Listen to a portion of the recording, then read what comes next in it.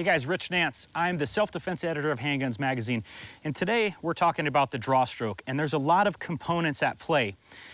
It's more than just grabbing your gun and getting it to the target. It's about drawing your gun, probably from concealment, and bringing it to bear in the most efficient manner possible. I'm using a Springfield Range Officer Elite here, which is obviously a 1911 style pistol, and it's carried on my hip. This is the most efficient way to draw. But if you have it behind the hip or even in front of the hip, there's not much that changes.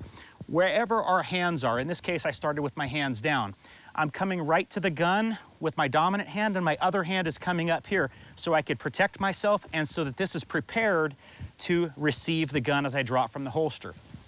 Some people concentrate on pushing down on the tang here or the back strap. That's okay. What I like to focus on is hooking this area here.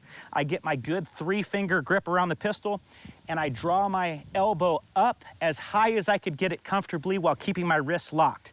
Now what I do is drop my elbow, and now my muzzle is oriented at the thread immediately. I join my second hand, I push out. With a 1911, I just deactivated the safety, push all the way out, and get my good hit.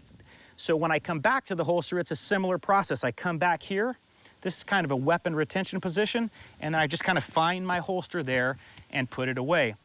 Some people, and it's not really slow, it could be just as fast or faster than the way I demonstrated, will draw like this and kind of scoop up just like this.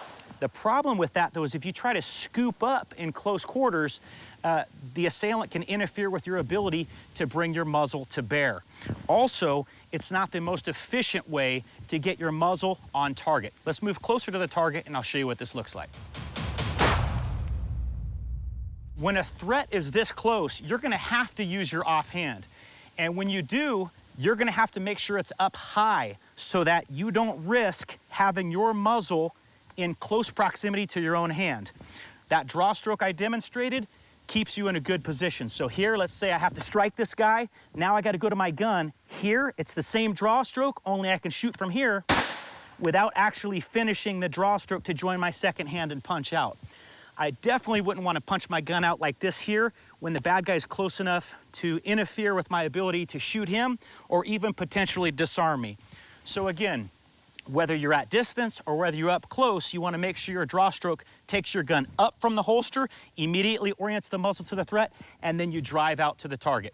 One more time slowly from this retention position here.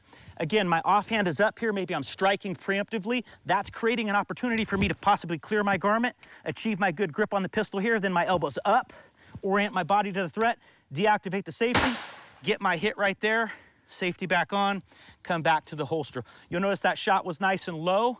That's where you're gonna hit when you're in close quarters, and it's a very acceptable hit to the pelvic girdle. So make sure you practice your draw stroke with the idea that you may have to do it in extreme close quarters.